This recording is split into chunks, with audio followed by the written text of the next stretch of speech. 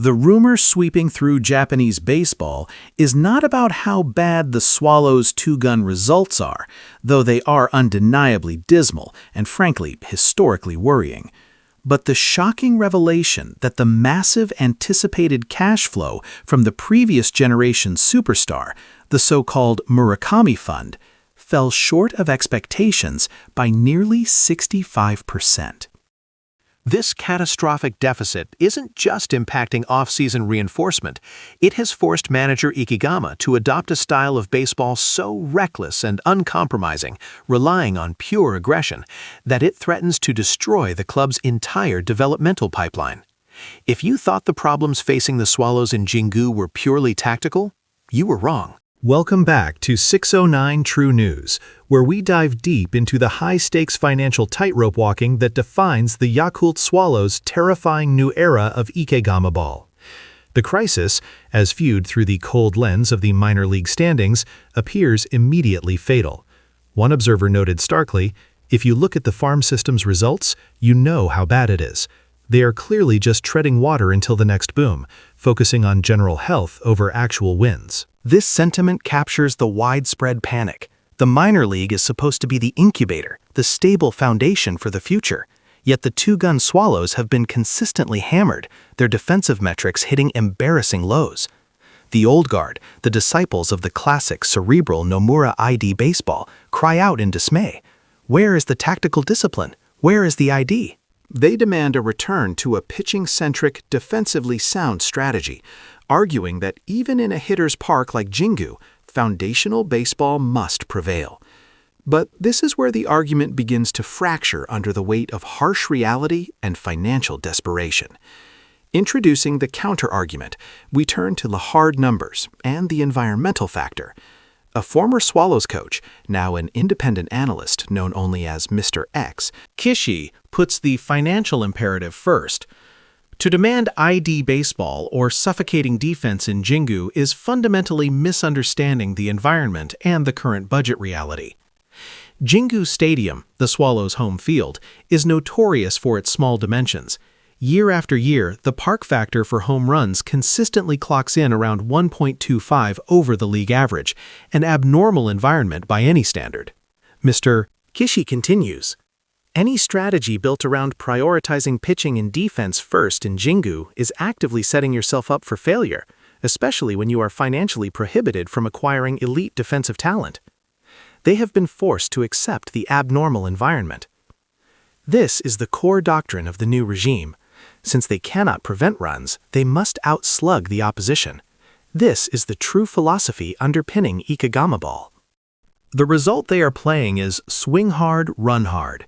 It would actually be strange and counterproductive if Ikeyama, the man known for his raw power, tried to implement a defense and bunt philosophy, says Kishi.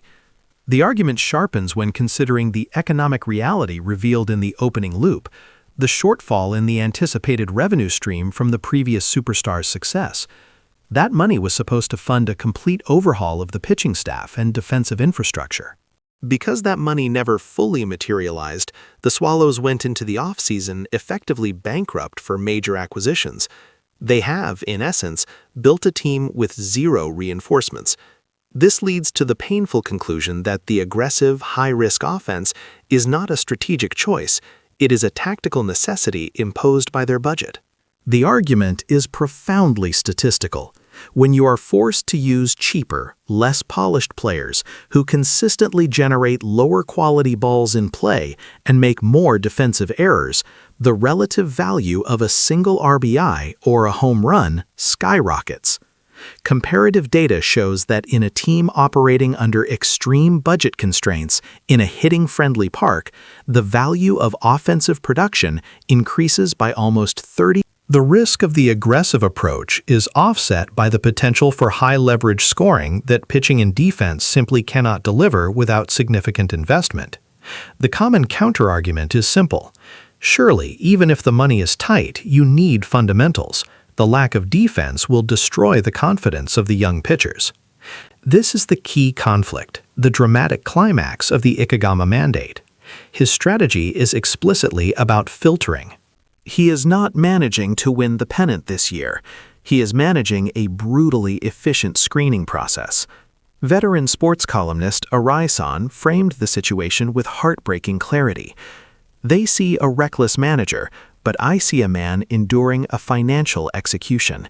He has zero off-season reinforcements.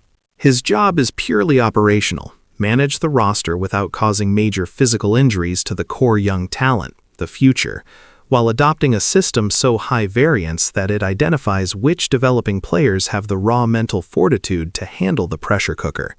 It's a temporary, savage triage. This aggressive, error-prone baseball is designed to force talent to adapt or fail quickly. It is survival of the fittest under the extreme pressure of financial insolvency.